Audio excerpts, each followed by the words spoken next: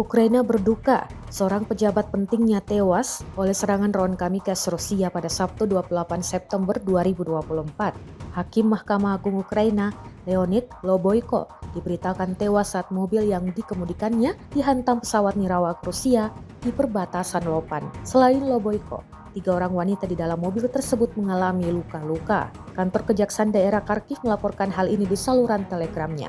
Media Ukraina, Strana, melaporkan pada saat serangan itu, Loboyko sedang mengemudikan sebuah kendaraan. Dia sedang mengirimkan bantuan kemanusiaan kepada penduduk di wilayah Kharkiv.